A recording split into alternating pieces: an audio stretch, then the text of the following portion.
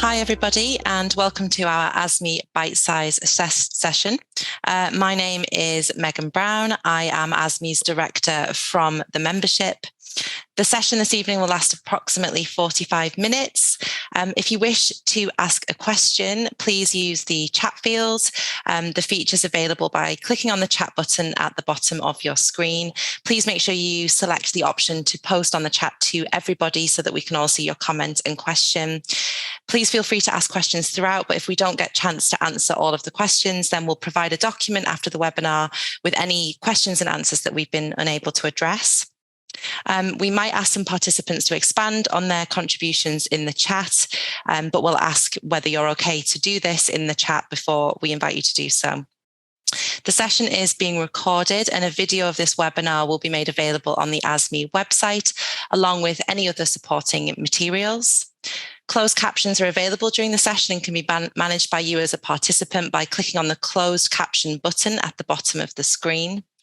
If you're having any technical problems, we ask that you make ASME aware by emailing events@asme.org.uk rather than adding it in the comments field, and I'll place that email address in the chat so you have it easily. So now I'm going to introduce the Bitesize presenters and the topic. So our presenters this evening are Dr. Joanne Selway and Professor Jacqueline O'Dowd from the University of Buckingham, and they're presenting IPE Beyond the MDT, Insights from an Innovative Multi-Stakeholder Simulation. So over to you, Joanne and Jackie. Thank you very much, Megan. So thank you very much, everybody, for listening to this bite-sized talk today. So myself and Jackie are going to take you through the whirlwind that is our major incident simulation, all the way from its conception back in 2016 through the 4 events that we've held of this event. So a little starting point as an overview of where we're going to go. So we're going to talk to you about who we are at the University of Buckingham. As many of you may not have heard of us, we are relatively new in the medical education field.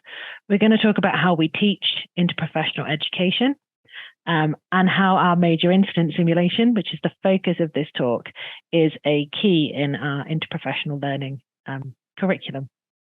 Going to look at the educational overview of the event, the simulation, and the surrounding materials, and then evaluate that through both student voice and quality feedback mechanisms. The quality control processes are a fundamental part of any curriculum design, and we will also go through some of those things and the way in which we feedback some of the evaluation into improving our events. So hopefully this will tick lots of boxes for lots of different people. So we at the University of Buckingham belong to the Faculty of Medicine and Health Sciences in our medical school. The medical school itself opened in 2015, and we only received accreditation for our undergraduate medicine course in 2019. Like I say, relatively newcomers to the medical education field. We have graduated 4 cohorts of students into the foundation program in the UK, and we admit around 200 students per year into our courses. But we are slightly different because we're not government funded. We're independent of government funding, and our student fees pay for the funding of clinical placements. And that means we don't have the international cap on student numbers, and therefore we have lots of different nationalities represented in our student body. Last count, which was a few weeks ago, was 74 different nationalities represented. Our model is on small group facilitation that focus on teamwork and interaction. And our curriculum, as many have been over the last few years, is particularly agile and innovative. And one of the things we're going to talk about today is one of those innovative sections. So we are committed to lots of different forward-thinking strategies. But interprofessional learning is something that, because of our unique circumstances, we find we must focus on specifically because we don't have other allied health professions within our school. So it is a specific consideration in our curriculum design because it is important with future careers in mind that our undergraduate students know how to interact with different professionals and different disciplines across healthcare and the wider society. So when we were thinking about our course in the very early parts of our established program, 2016 was our second year of our undergraduate program, we're really thinking about building some of those interprofessional education experiences into our wider curriculum. And we have, like many, have lots of opportunities in our course in the clinical years for interprofessional education, with a range of different students being in our local education providers, with a range of different clinical supervisors, whether they be medically trained or healthcare professionals in another qualification. Our students get involved in multidisciplinary teams, but we didn't want this necessarily to be the only way in which our students learned about interprofessional roles and different roles of different providers in teamwork. So in 2016, we really put our heads together and thought about how we could enhance our interprofessional education curriculum with something very distinctive. We wanted to make sure that our students specifically remembered about that interprofessional learning event, rather than it being hidden in the curriculum alongside lots of other elements equally important, but we wanted our students to remember it. And I think a little bit of a history lesson, but I think it is important to think about the things that were driving our curriculum development at that time. And at that time, we had a heightened terror alert across Europe. We'd seen the London transport system bombings. We'd seen various attacks in France. And throughout 16 and 17, there were various terror attacks, both still in France, the Manchester arena attacks, German markets, London borough market attack. And it shaped our thinking about how not only did we want our students to have a distinctive event in interprofessional education, but we also wanted to ensure that our students could empower themselves and respond to these events as a student, clinician, and member of the public. So what we did was then to think about these two things that dissect each other and think about where we could put something in our curriculum to cope with these differing demands. And what we have is a block of time in the middle of our third year of our curriculum where students have done some clinical learning and they've experienced working in multiple disciplines, but they are flexible still. They're still really green in their approach to learning, and they're an early stage of clinical understanding. So we wanted to target the learning about interprofessional education at this point in the curriculum.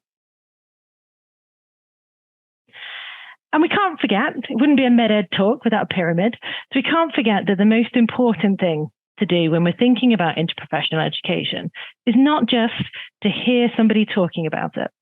It's not just to see interprofessional education in action or watch something or have an exhibition. It's important for our students to be active. And it's very much part of our curriculum philosophy that active participation and perhaps even, as this says, a dramatic representation or a simulation is the highest form of active learning. So all of these things come together to what we've created in what we're calling our Major Incident Week. So this week has a focus on lots of different things, and we're going to touch on specifically interprofessional education. But these are the things that when we're talking to students about why this exists in our curriculum that we talk about. It's about leadership, teamwork, communication, building relationships, confidence, resilience, but it also provides potentially some career insights. But it most definitely also allows community engagement, both from an individual level as a student, knowing their local community and their services, but also from a faculty level and a university level, engaging with our local community projects. So what is it then? What is this Major Incident Week that brings together all these wonderful things together? So essentially, it's a week-long course that all of our students do. So it's not an option. It is a core component of our curriculum. Some of the elements are online. Some of the elements are clinical skills-based. Some are low-fidelity simulations, such as tabletop exercises. And then we have this high-fidelity pre-hospital simulation. The university, and specifically myself and Jackie, are highly involved in organising the event. Whilst it's mandatory, it is outside of the core curriculum at that time because it's not hosted within local hospitals. It's hosted as centralised teaching. We do utilise our local education providers and the expertise that they have, as well as third parties such as community provisions in emergency services and council services as part of the people that do operationalise the system. And it's really important to us that it's not just about having a fun day or a fun week. It is aligned to the broader aspects of medicine that, from a curriculum design element, can be quite tricky to build into everyday ward work. We've run 4 of these events so far, and as you can see, we like a little bit of Roman and Greek mythology in our operational names. We started with Pandora because we felt once it was out of the box, we weren't quite sure if it was going to work or not. But we have moved through with Exercise Aphrodite, Poseidon, and Adiona, moving through different scenarios, but still having the same emphasis on the core skills of leadership, teamwork, interprofessional education, and other things that we will touch on. So in essence, this week-long course enables us to move from very much information giving and a low fidelity simulation to a high fidelity simulation in a major incident exercise. So students have skills training.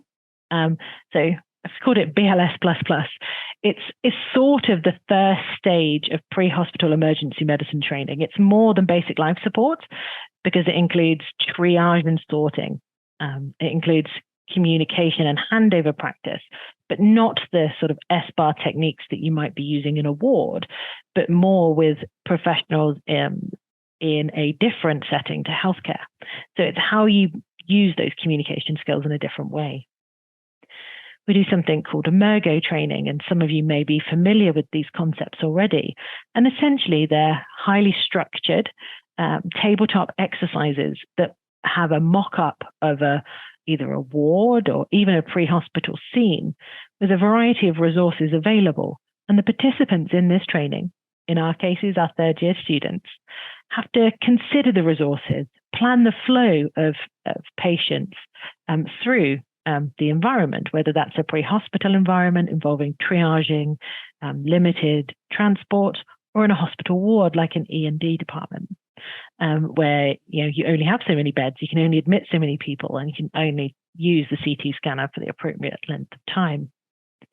These lower fidelity simulations and skills trainings allow a level of preparedness for the higher fidelity incident later in the week. And that higher fidelity experience is multi-agency and multi-professional. So our students are exposed to a range of different professions that interact with healthcare in a pre-hospital setting.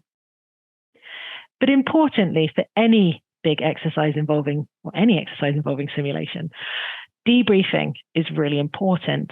And it's exploring that learning that you had in that moment as both individuals and from each other that's highly effective in solidifying that understanding. In our week, we also add in a pre-inquest step. The major incident and the information gathered and the decisions taken in those situations allow for a discussion and collection and accountability in the decisions that are taken clinically. So it's a high fidelity at the end, but it doesn't build, it builds from the low scale upwards. It doesn't just jump straight in. So these 4 pictures, apologies, these are all moulage. These are not real injuries. These pictures represent each of the incidents that we have completed to date, with a range of different actors that we use to mock up injuries. All of the people you can see in these pictures, I think all of them, bar about 3, are our students participating in some of the triage and sorting and manual handling activities. So it's a really active hands-on experience for students and can feel very realistic because of the props and the moulage that we use. So what do our students do then? Our students have two broad categories of roles. They have more clinically orientated roles, and they have observerist and facilitative roles. So the clinically orientated roles, they could be in a triage team. And that triage team could be out in the pre-hospital environment with the patients in the scene, the field triage. They could be in a pop-up field hospital, or they could be in a sort of transport liaison role. And that's that handover role that's really important in connecting with emergency services and blue light colleagues. So you've got triaging, field hospitals, and handovers. In the less clinical roles, but still very important in their learning opportunities, we have students that are linked to incident commanders, whether that's from a clinical healthcare setting, whether that's our blue light colleagues. We also have students who act as observers and pick up on good practice and near misses and misses, opportunities for definite improvement in the practice in the field. We've also had students act as patients to experience through the patient lens what happens to patients as they travel through a journey, an incident journey. It's really important and really clear, hopefully, by the time students reach the incident, that information management is an essential role in every role that they've been given. It's essential for everything. And that's a message we'd like to permeate back into their clinical work when they go back into wardcraft. So in terms of linking this into their overall undergraduate medicine education, we think that there are three broad categories in which our students are gaining experience by participating in this simulation. So the leadership and team working is really where the IPE comes in. It's all about interprofessional education, working in a team, working with people that you wouldn't normally be working with. We also believe that the simulation in itself allows them to grapple with complexity. There's lots of things going on at the same time, and a single student is in a complex network of different people making clinical and non-clinical decisions, and that there is some uncertainty. Very much in a pre-hospital environment, you don't have the skills and investigations that you may have in a clinical environment. So you have to make decisions based on the information in front of you, leading to uncertainty in decision making, something that is difficult to replicate in other places. And most definitely, communication is at the heart of many of the things that we do in this simulation. But of course, there's lots more data. I'm not expecting people to read this. But what I'd like you to see is that these are the things, the sorts of documents we have where we can illustrate the learning outcomes associated with the event in certain ways, with different roles for each of the students that may be appointed to those different categories. And I think hopefully what you can pull out of this is some of the big things here are about teamwork, communication, and complexity. Things that can be very difficult, apart from perhaps in an MDT setting, to happen all at the same time in other places. It is worth mentioning that our students are not the only learners on the field. So there is other clinical training happening at the same time with both students at other points in their undergraduate medicine career and with pre-hospital emergency trainees in the field. We have other undergraduate students outside of healthcare. We have journalist students on site, taking the experience as an opportunity to develop their skills and journalistic intent.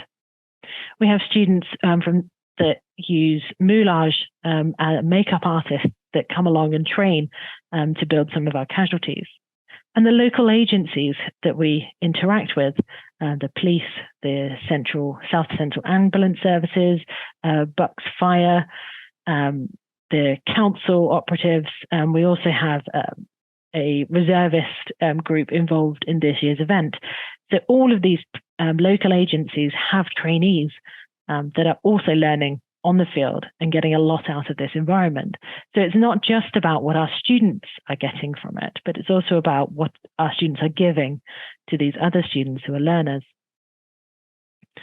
And all of these students, as we can see here, have different objectives to what we might have for our undergraduate students in terms of interprofessional education. But all of them have a common thread that working together across disciplines is something that they want to try and develop.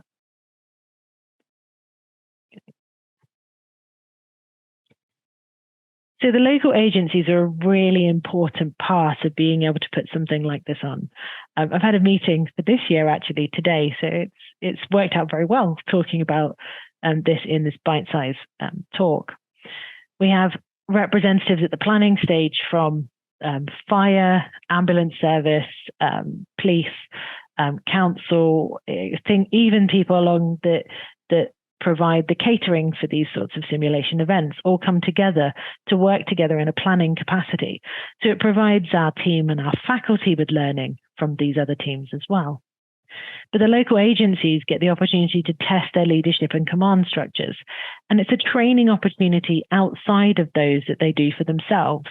So they have less control and therefore less pre-warning about what's going to happen in these major incident environments, which can give a more authentic training exercise for them. And these opportunities that they build for themselves, the local agencies, often lack actors, moulage, and clinical support. And that's really what we can offer these agencies with our collaborative endeavors. So we provide the students, the clinical, the moulage, and the space by liaising with our community contacts to have a private area to build these innovations.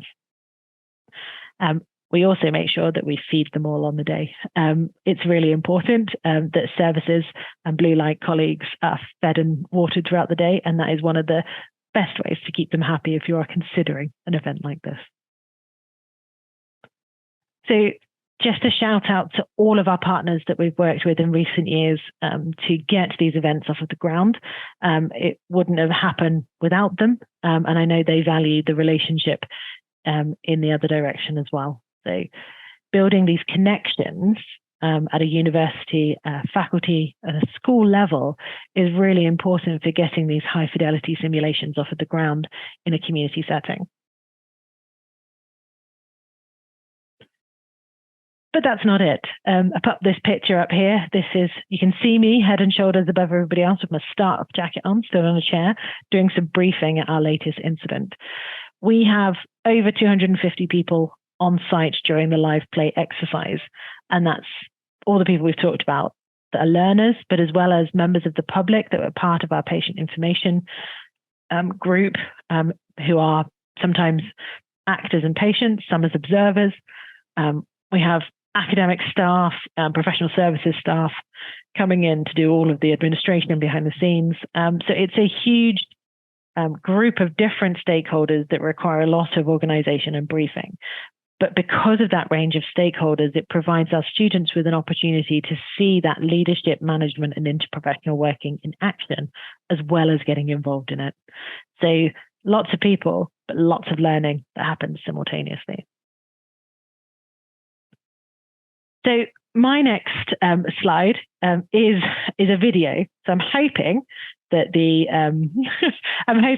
sound works. There's a sound check beforehand, but this is the output of our undergraduate journalism students who are on site, as I said earlier, as learners, and it gives you a feel for what our simulation looks like and the sorts of things that our students will be learning in the reality of this high fidelity simulation. So I'm just going to press play and let it run through.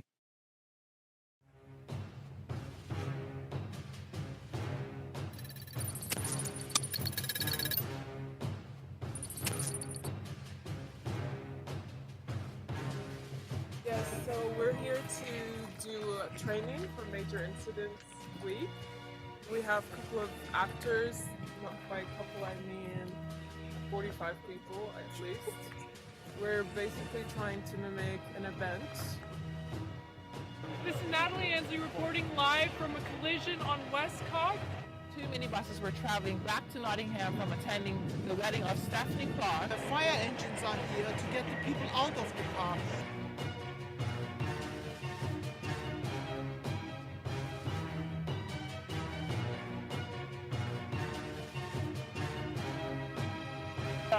No, if you can go back behind the cones. Did you find my friend? Did you find her yet? There are a number of fatalities, a number of serious injured people, so we would ask that the media respect the need for casualty assessments and treatments to take place away in the designated area that we guide you to.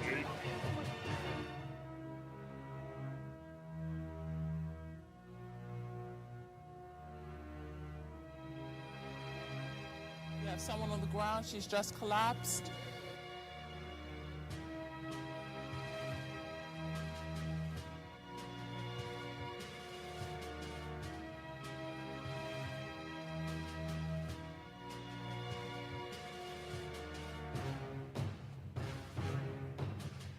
No, but Tony's in there somewhere. Who's Tony? My other half.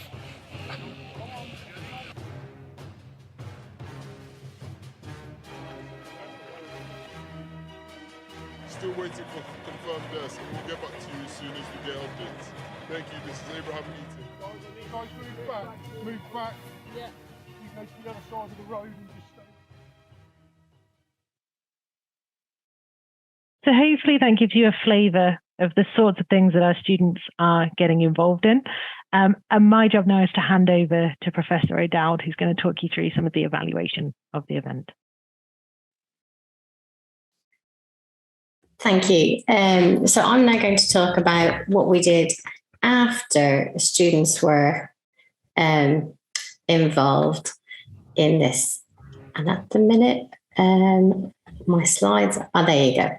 So the initial activity we did after the students were involved in the major incident scenario was simulate a hot debrief.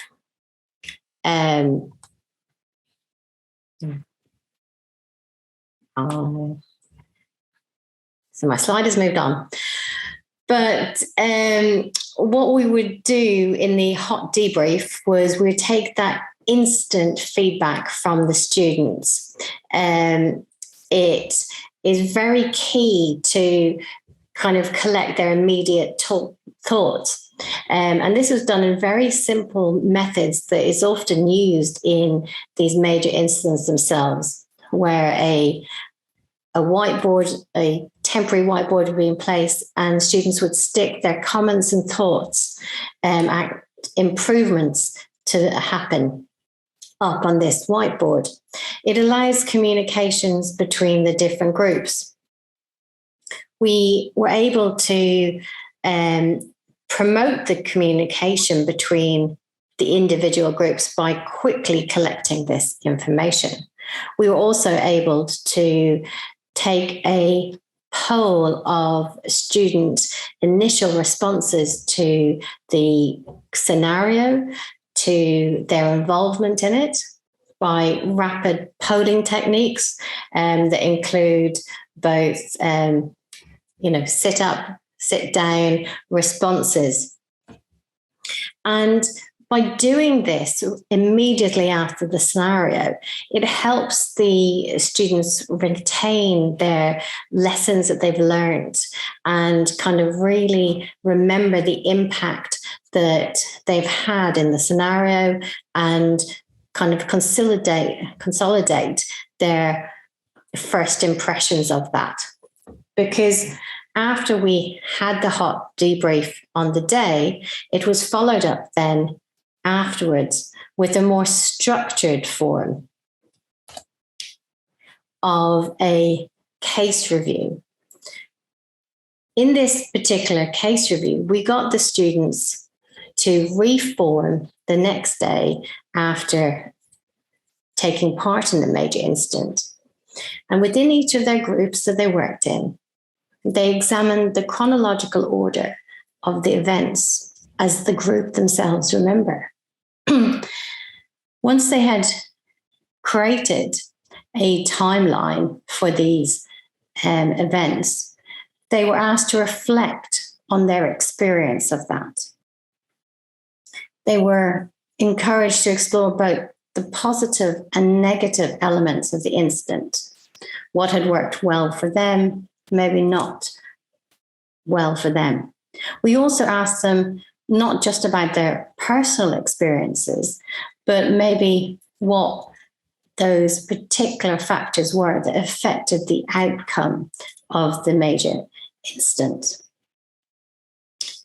Once the group had the chance to review the scenario and the case within their groups, we asked the groups to come together and compare the views and the reflections of the different stakeholders. This is a really key time for the students to actually align their own reflections with others' reflections and to come through an area of truth to a common consensus. Because as we often know, some individuals' perceptions may differ from other individual perceptions. So by asking the groups to come together, it was a bit like piecing together a jigsaw. So we were able to summarize the views and identify any common themes of reflections, but also piece together the jigsaw of what had happened in that timeline. And within that, we're able to identify areas for improvement and perhaps what we call what would we do different items next time. So this prepared the students to not only reflect on their actions from the major incident themselves, but reflect on how they had interacted with other stakeholders within the group, and to identify personal action plans of how they may do things differently in the future, and identify areas for personal development. From this particular activity, we then entered into an activity of a pre-inquest, mock inquest type scenario, where we'd taken the information, that chronological order, and those reflections, and also the logist reports and the information that had been documented within the major incident itself. We were able to probe and ask questions in a manner that would be simulating an environment of a pre-inquest interview. And what we found is that this was really valuable for students in that piecing together that jigsaw and understanding why some activities were incorporated into the major incident scenario, and really highlighting where that interprofessional crossover was important. So once we had completed the kind of right from the beginning, from what Joe was talking about in terms of the training in the week, the major incident, and the debrief afterwards, it was really key for us to evaluate the stakeholder feedback, actually assess whether we had been able to achieve some of those learning outcomes that we wanted to do, and also just find out from the students themselves as they reflected on it how much value they saw about participating in this particular event. So what was key was the stakeholder feedback. We asked the students to contribute throughout the process at various different points. What was very clear was the students in that pre-debrief that they were able to identify that communication was key to the successful outcomes of the major incident. That they were able to use the training that they'd had beforehand to understand what was happening, the terminology that was involved, that they were able to understand some of the activities that were going on. And on the day itself, they were able to see the role of effective communication in delivering their outcomes. So what we asked them to do was actually then feed back to us about how well they felt that they had communicated between the groups and how they had received the communication. They were very vocal about areas where they felt that they had lacked communications, that the information was not passed to them. Yet they sometimes failed to recognize that their communication to other stakeholders could be improved. When we got those stakeholder reflections coming together, it was key to our understanding that that communication chain was not effective.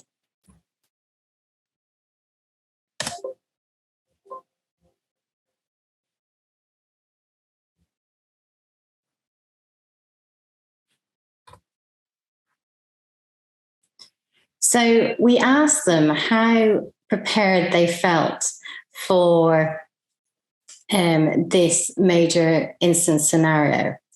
We had discussed previously about the Emergo training that was embedded within that pre-incident course.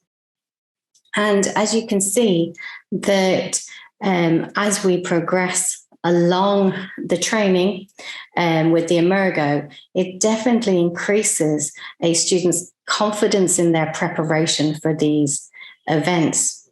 They feel more able to respond to major incidents. We do have to say that there are some outliers in the data where there will always be some individuals that feel that they're prepared for particular events, but that confidence is not necessarily aligned with their skill level, and that can sometimes need to be balanced out when assessing a perception of preparedness. But we're confident that the Emergo training that we delivered definitely increased the students' confidence in being prepared for responding to major incidents.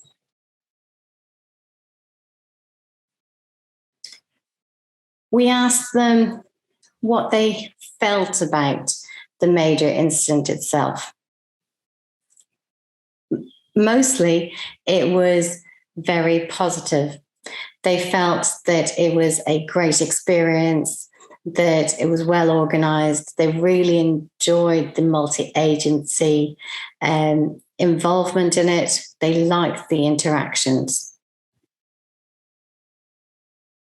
They thought that they were able to give, be able to demonstrate their communication styles, and were able to act as leaders.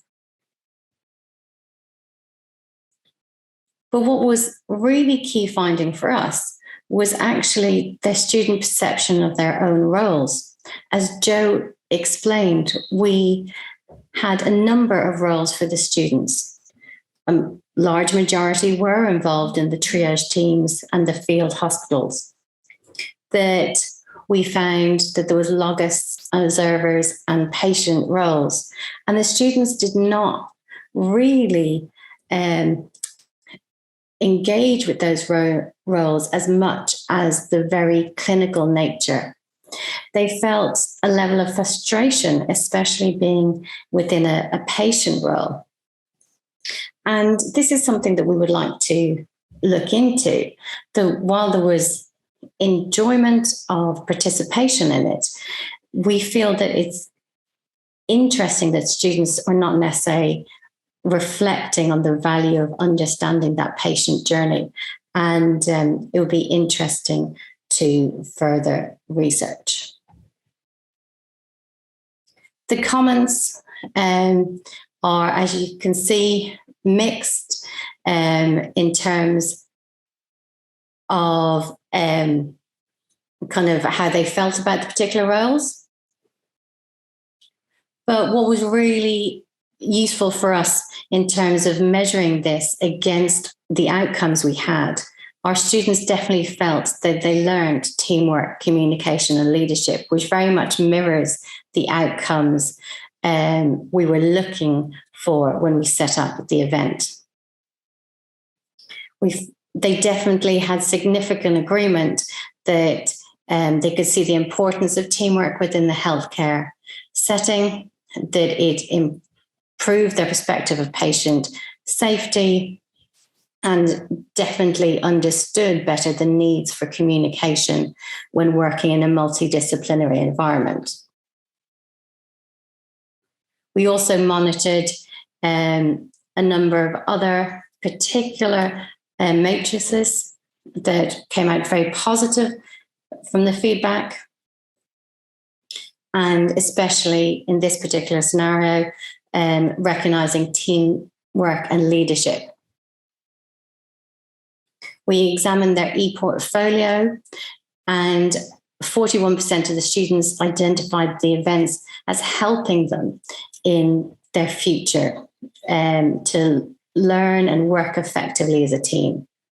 So this thematic analysis reinforces our learning objectives and particularly promotes the learning of human factors and the importance of information management. So from these reflections, we've produced some very much qualitative examples of how much they valued the particular experiences. They noted that their information handling was important, that having that inquest incorporated into it kind of really brought to the fore that information management and about how they can work in complex situations.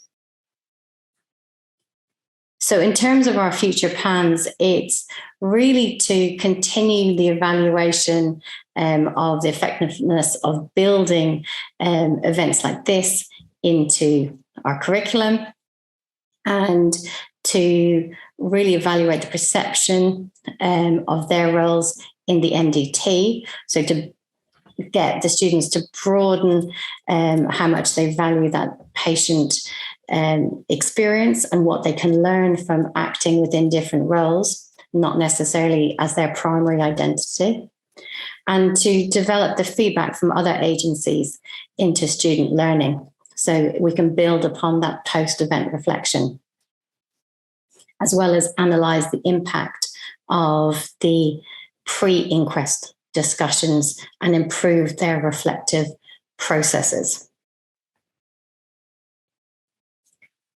Does anyone have any questions? Thank you, Jackie, and thank you, Joe. I'm afraid we're out of time at the moment, so there isn't a chance for questions right now. But if you do have questions, please pop them in the chat, and we can email them to Jackie and Joe, and then have an email communication set up with you if you pop your email address in the chat also, and we can provide the answer to any questions with the recording of the webinar. But thank you both very much for a really interesting presentation, and for everybody who's participated in the session today. As we've said previously, a video of the session will be made available on the ASME website in a few days. And please be sure to sign up for the next ASME Bitesize session. That will be on the 6th of June with Dr. Rola Ajawi, Dr. Ria George, and Dr. Aileen Barrett, who will be speaking about promoting inclusivity in publishing practices. If you would like to find out more about ASME's various events, please visit their events page. I'm going to pop that link in the chat just in case you are interested. And thank you all very much again for attending this evening.